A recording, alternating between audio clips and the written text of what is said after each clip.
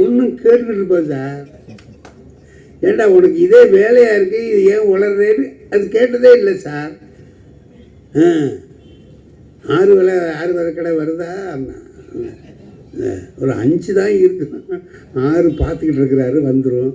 அதெல்லாம் அதை கேட்டேன், இன்னைக்கு கூட வேலை கேட்டேன் அப்படி இப்படின்னு இதை பேசிகிட்டே இருப்பான். காலையில் போகும்போது அறிவில்லி அடி உனக்குன்னு திட்டிட்டு போவான். நான் நினச்சி பார்க்குறேன், இவன் பொய் பேசுகிறான்னு அவளுக்கு தெரியுமா தெரியாதா சார்? இந்த போய் தான் புழுவுறான் தெரியுமா தெரியாதா? தெரிஞ்சுக்கிட்டான் அவன் இருக்கான். என்ன அளவோ சொல்லிட்டு போகிறான், போகிறான் போ. அவனுக்கு அதில் ஒரு சந்தோஷம் இருக்குது, அடைஞ்சிட்டு போகிறான் அப்படின்னு அவனும் அதை நினச்சிக்கிட்டு தான் பொழுதை ஓட்டுறா.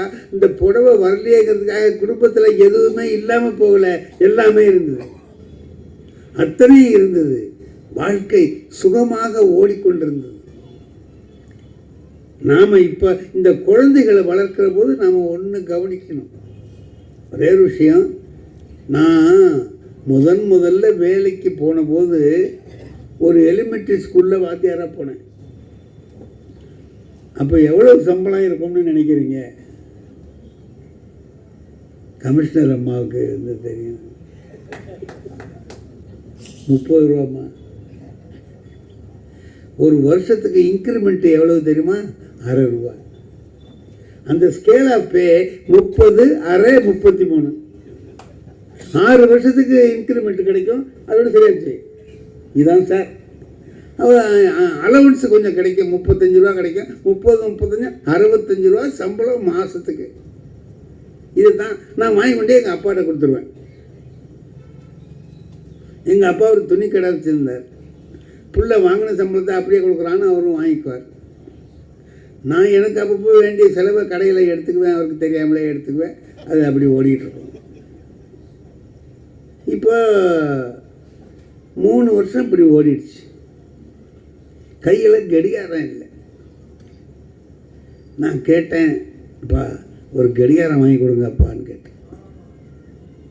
அப்போ அந்த கடிகாரம், நான் சொல்கிற கடிகாரத்துக்கு விலை என்ன தெரியுமா? 100 ரூபா. அன்னைக்கு இருந்த ரேட்டு சொல்கிறேன், 100 ரூபா தான். அதுக்கு எங்கள் அப்பா என்ன சொன்னார், எதுக்கு கடிகாரம்னு கேட்டார். இல்லைப்பா, பள்ளிக்கூட்டில் எல்லோரும் கட்டியிருக்காங்க, நம்ம கடிகாரம் கட்டாமல் இருக்கிறது என்னவோ மாதிரி இருக்குது, கடிகாரம் எதுக்குடா கடிகாரம்?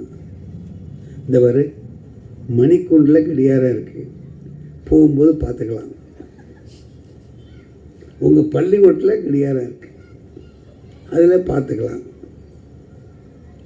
இல்லை சந்தேகம் எப்போது பார்க்கணுன்னு நினச்சின்னா பக்கத்தில் கடிகாரம் கட்டிருக்கிறவன்ட்ட கேட்டால் டைம் சொல்லுவான், கேட்டுக்கலாம். இதுக்கு எதுக்கு உனக்கு ஒரு கடிகாரம் பார்? இதுக்கு நான் என்ன பதில் சொல்கிறது? இப்படியே சொல்கிறார், இப்படியே சொல்கிறார். 6 மாதம் இப்படி சொல்லியிருக்கார். ஒரு நாள் நான் கடையில் நிற்கிறேன், ராத்திரி 7 மணி இருக்கும். அவருடைய நண்பர், உற்ற நண்பர் கோபால் செட்டியார்னு அவர் வந்து அவர்கிட்ட உட்காந்து பேசிகிட்டு இருக்கிறார். அவர் கேட்குறாரு, யோ வடிவேலு மாதம் சம்பளம் வாங்கிட்டு வந்து உங்கள்கிட்ட தானே கொடுக்குறான்? ஆமாம் கொடுக்குறான்.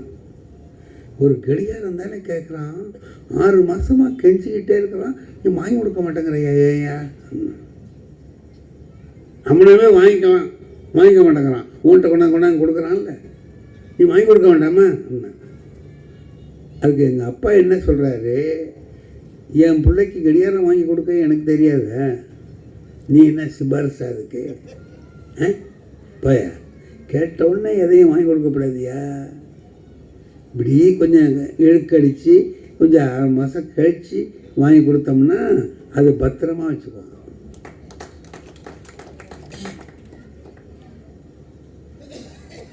உடனே வாங்கி கொடுத்தா அதோட அருமை தெரியாது. கடிகாரம்லாம் சொல்லி வச்சுருக்கையா, வரும் வெளிநாட்டு கடிகாரம், ஃபேவர் லூபான்னு கடிகாரம் சொல்லி வச்சுருக்கேன், வரும், வாங்கி கொடுப்பேன் அப்படின்னு சொல்கிறாரு. எனக்கு அது இன்னைக்கு வரைக்கும் ஒரு பெரிய பாடமாக இருக்குது. அவர் சொன்ன வார்த்தை, எதையும் கேட்ட உடனே கொடுத்துடாத, கொஞ்சம் அதுக்காக போராடிய பிறகு வாங்கி கொடு. அப்படி கொடுத்தா அந்த பொருளை கவனமாக வச்சிருப்பான். இன்னைக்கு நம்ம பிள்ளைகளுக்கு என்ன பண்றோம்? அவன் கேட்கறதுக்கு முன்னாடியே வாங்கிட்டு வந்து கொடுக்குறோம். கேட்கறதுக்கு முன்னாடி நம்ம வாங்கி கொண்டு இருக்கிறோம். வீட்டுக்கு போயிட்டு கடைக்கு போயிட்டு உள்ள வீட்டுக்கு வந்து திரும்பி பார்த்தா அதை உடைச்சி வச்சிருக்கான். ஏன்? அவ்வளவு எளிதாக கிடைச்சி வச்சு. நான் விளையாடின சாமான்கள் இன்னமும் இருக்கு, 90 வருஷமா இருக்கு. என்ன காரணம்? அவர் ஒன்று வாங்கிறதுக்கு என்னம்மா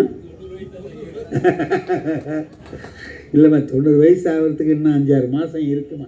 5-6 மாதம். சரி, என்ன காரணம்? பிள்ளைகளை நாம் ஒரு பொருளுக்காக அவங்க கொஞ்சம் போராடி வாங்குற மாதிரி வச்சா அதோட அருமை தெரியும். இன்னைக்கு நம்முடைய சுதந்திரத்தோட அருமை தெரியாமல் இருக்கிறதுக்கு என்ன காரணம்? சுதந்திரத்துக்காக போராடினவன் யாரும் இப்போ இல்லை. அவன் எல்லாம் போயிட்டான். என்ன பாடுபட்டார்கள்! இந்த நாட்டுக்கு சுதந்திரம் வேணுங்கிறதுக்காக எவ்வளவு அடிபட்டு இந்த வஉசி போன்றவர்களெல்லாம் என்ன பாடுபட்டார்கள். அதெல்லாம் இப்போ இருக்கிறவனுக்கு தெரியல. ஐயா சொன்னாரே, நம்ம பிள்ளைகளுக்கு சொல்லுங்கன்னு சொன்னார்.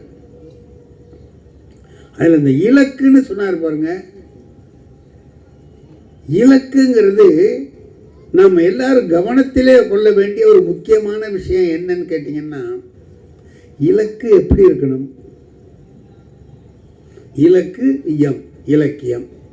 இலக்கை இயம்புவதுதான் இலக்கியம். சரி சொன்னீங்க, தொல்காப்பியம் சொல்லுது. சரி, இலக்கு எப்படி இருக்கணும்? எதை இலக்கா வச்சுக்கணும்? என்கிட்ட படிக்கிறான் பையன்,